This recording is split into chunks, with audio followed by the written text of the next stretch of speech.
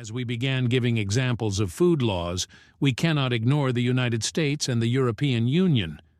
Comparisons of food laws and policies in the United States and the European Union are of local, international, and global interest.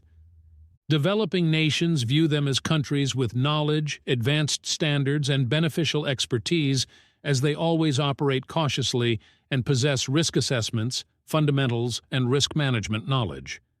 Their policies and decisions influence the legislative structure of codex because their policies provide a favorable climate and good scientific discussions for exploring updates within codex. It is important to note that there is a debate on the scene.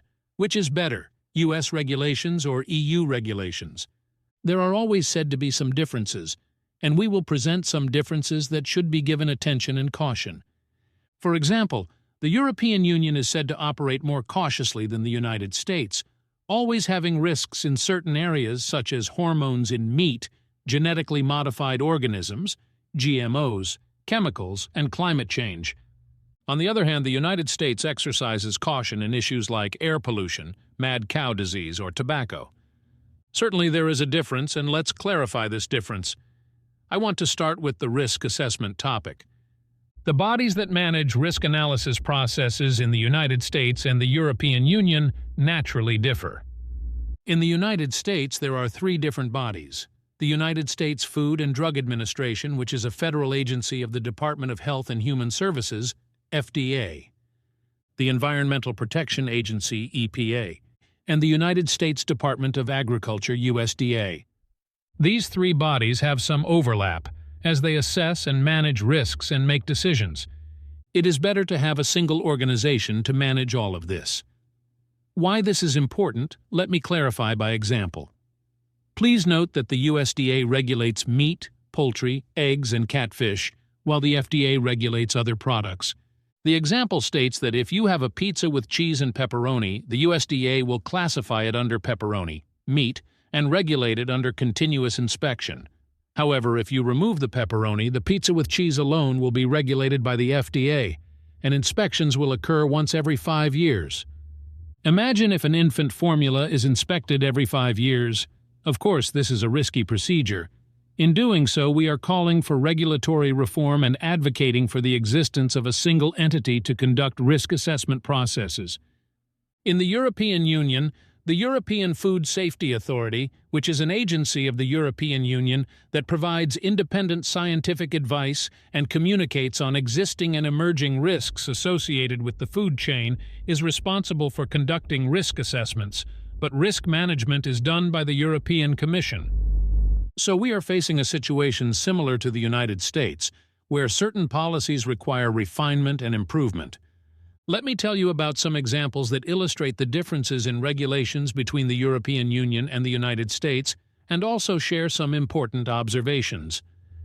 Genetically modified organisms, GMOs, are one area where the European Union differs significantly from the United States. In the EU, GMOs have strict regulations and specific limits. There is always a policy of zero tolerance for unauthorized genetically modified organisms, and genetically modified products with more than 0.9% must be labeled and identified. There are more regulations concerning genetically modified crops.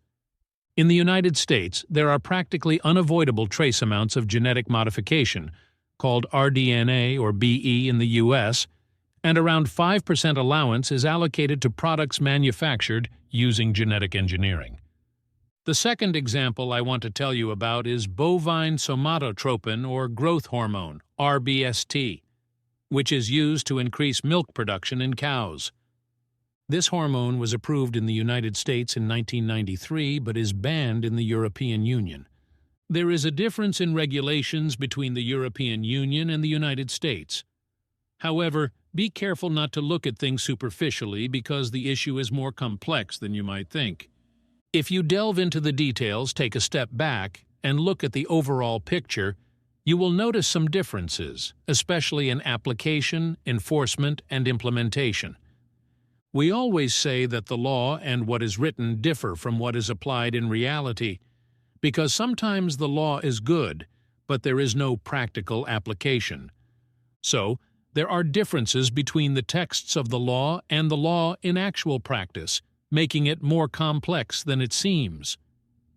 The second thing, when the matter concerns the market and weak law enforcement, some products need registration or pre-market approval before being introduced to the markets, which is a good step for the business operator to check the product before being introduced to the markets. However, some other products don't require registration, which puts the burden on governments to discover problems through sampling and inspection. Because if the food business operator does not perform their compliance task well and does not consider the specifications, the government will take on this task. Regardless of the strength of the government's analysis, inspection, and sampling, there will certainly be things that cannot be controlled. This puts a heavy burden on governments. It is very important to know that there is a burden on governments in some applications of the law or some policies for applying standards and technical regulations. These were some comparisons between the European Union and the United States, and it was important for you to know these points because it is also important to understand. I will emphasize again that the issue is more complex than it appears. We will not say which is better than the other because when you delve into it, you may find that the law is strict. When you delve deeper and see the actual application, you will find that the application in some areas is flexible, and in others, there is no application of the law. It is important to look at the big picture and understand the subject from the inside and outside, including all the details.